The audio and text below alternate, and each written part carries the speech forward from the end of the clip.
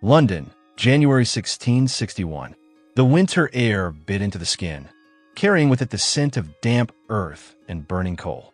But the cold wasn't what drew thousands into the streets. They had come for a spectacle, not of justice, but of vengeance. On this day, the past would be exhumed, paraded, and humiliated for all to see. The man at the center of it all had been dead for 2 years. Yet his name still carried the weight of rebellion and regicide: Oliver Cromwell.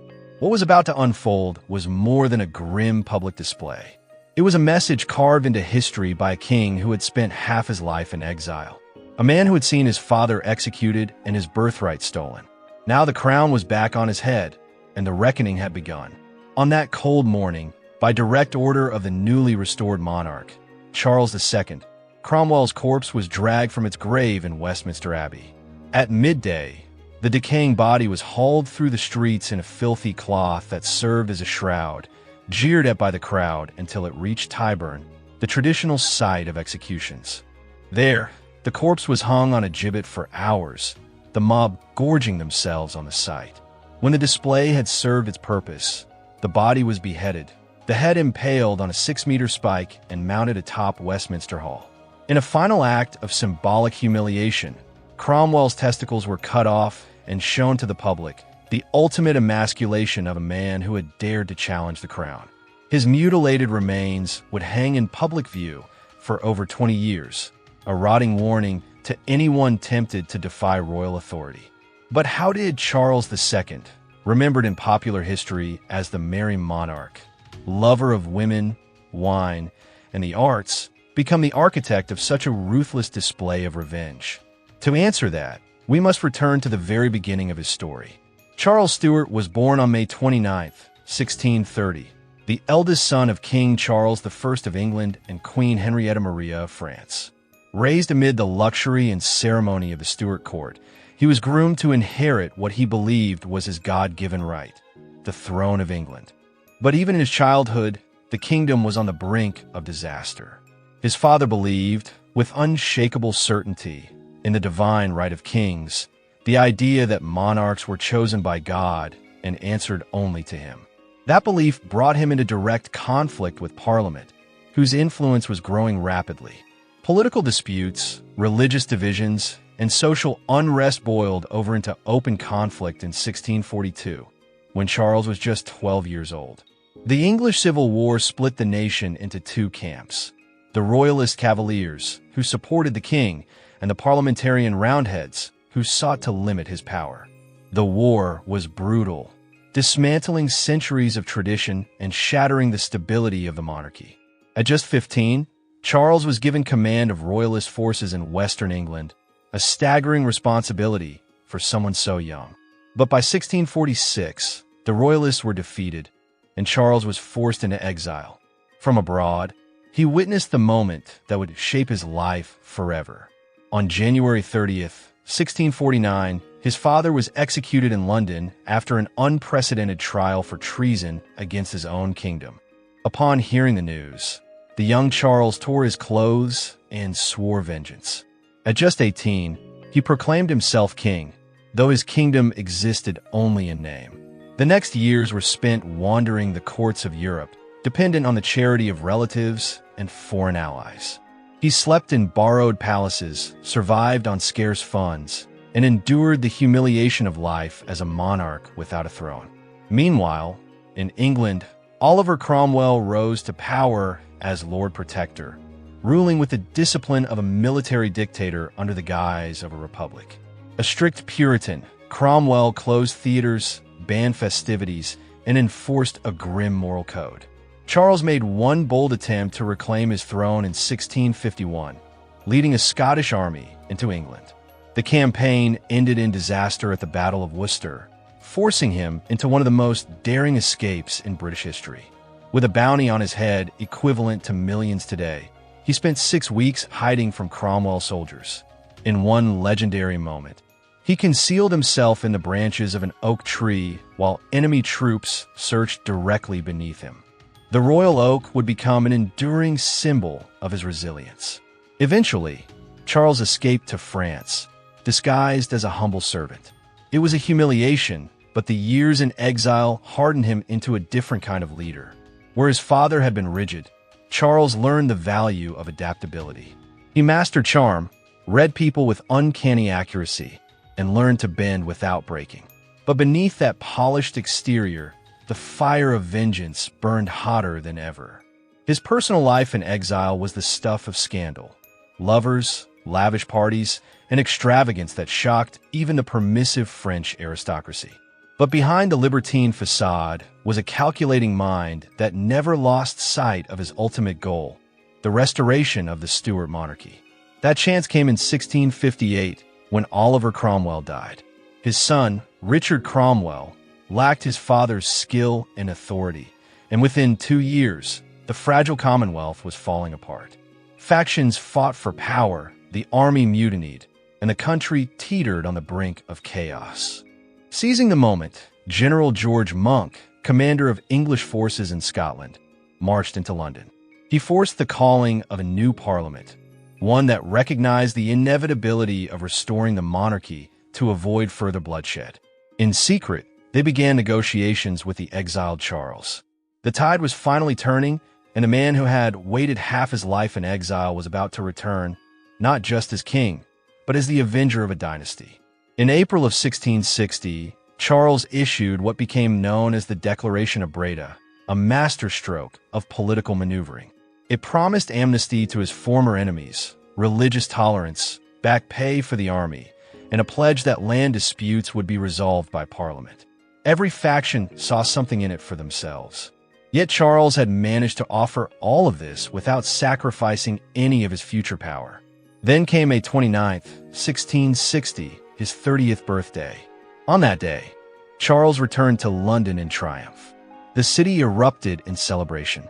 One eyewitness claimed the streets were so full that it seemed they were paved with people. Another wrote that the king was nearly crushed beneath the sheer weight of public affection.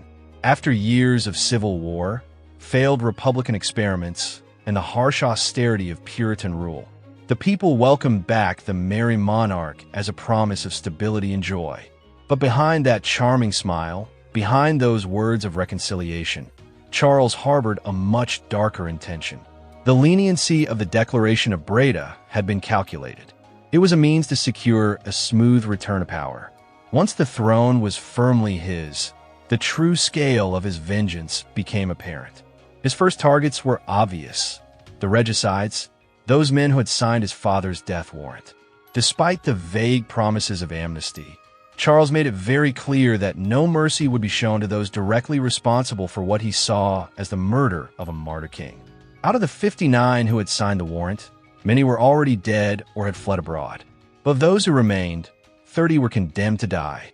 10 were executed publicly, not simply killed, but subjected to the full traitor's punishment. They were hanged, cut down while still alive, their entrails ripped out and burned before their eyes, and finally beheaded. These grim public spectacles drew massive crowds eager to witness the brutal fate of men who had dared to raise a hand against their sovereign. The most shocking revenge, however, was reserved for the dead. Oliver Cromwell, his son-in-law Henry Ireton, and John Bradshaw, the judge who had presided over Charles I's trial, were all long buried. But their graves did not protect them. On January 30th, 1661, the anniversary of Charles I's execution, their bodies were dug up and subjected to a grotesque, posthumous execution. Cromwell's genital mutilation was a symbolic act, an attempt to strip away the power that had once dared to overthrow the monarchy. It revealed the depth of Charles's humiliation during his years in exile. Death alone was not enough for these enemies. Their corpses had to be degraded, their dignity erased, their remains displayed as a warning to the generations that followed. Cromwell's severed head remained on a spike above Westminster Hall for nearly a quarter of a century until a storm finally brought it down.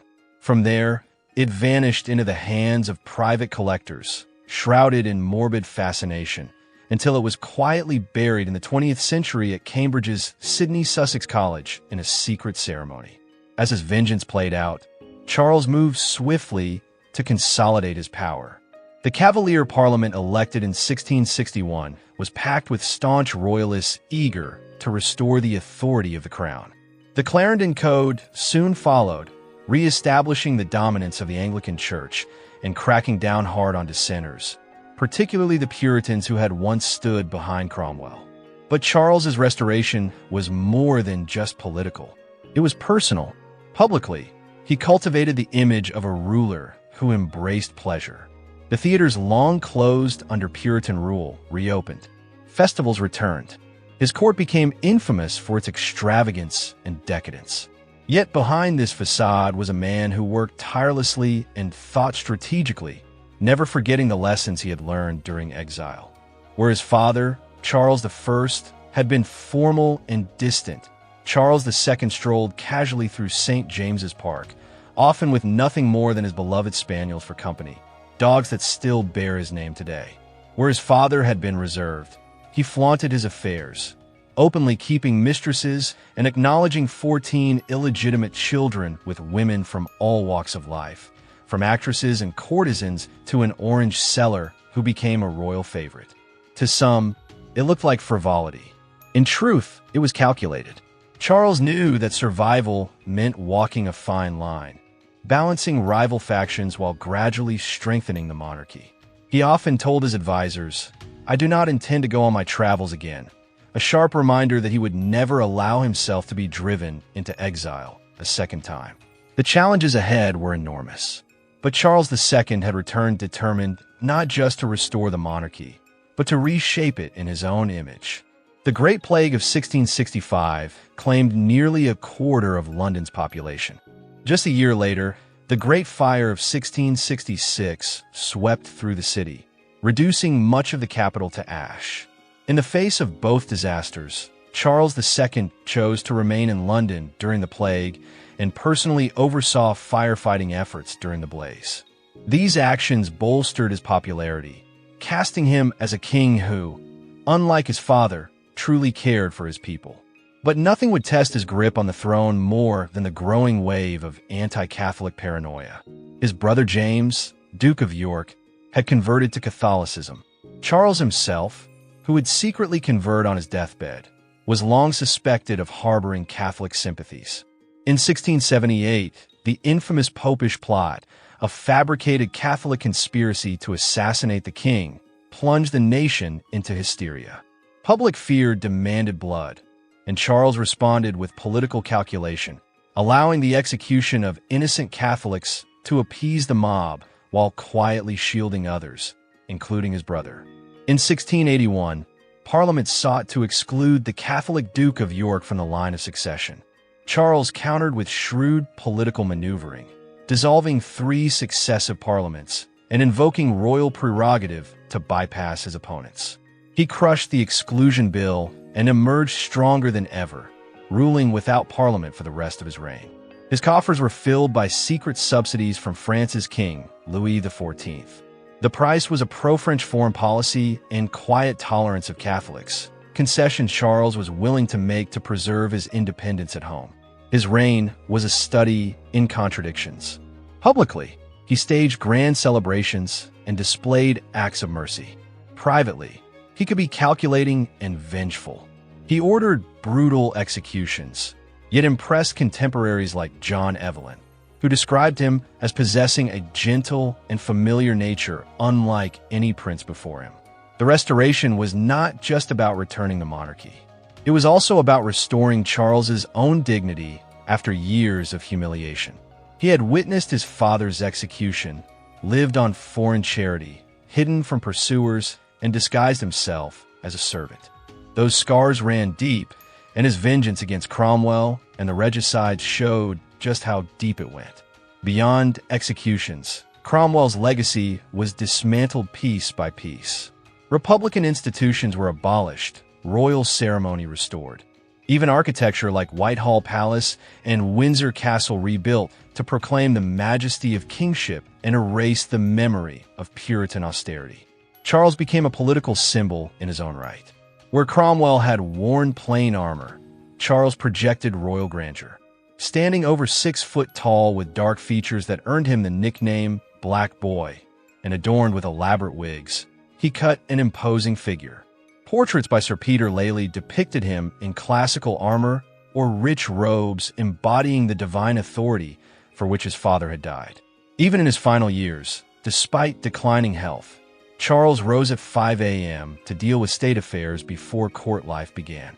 He had a genuine interest in science, founding the Royal Observatory at Greenwich and supporting the Royal Society.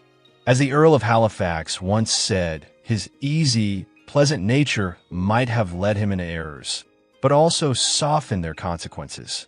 In February 1685, illness, likely uremia, struck suddenly. After nearly a week of suffering, Charles II died. In those final hours, he revealed his ultimate secret. The defender of Anglicanism had converted to Catholicism, receiving last rites from a hidden priest. It was a fittingly paradoxical end to a reign full of contradictions.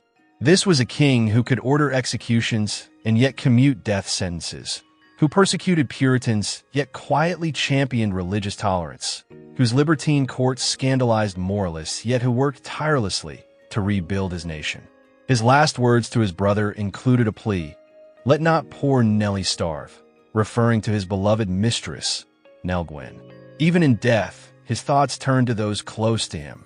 Yet on his tomb in Westminster Abbey, there is no mention of his darkest acts, no reference to the gruesome vengeance he exacted on Cromwell's remains.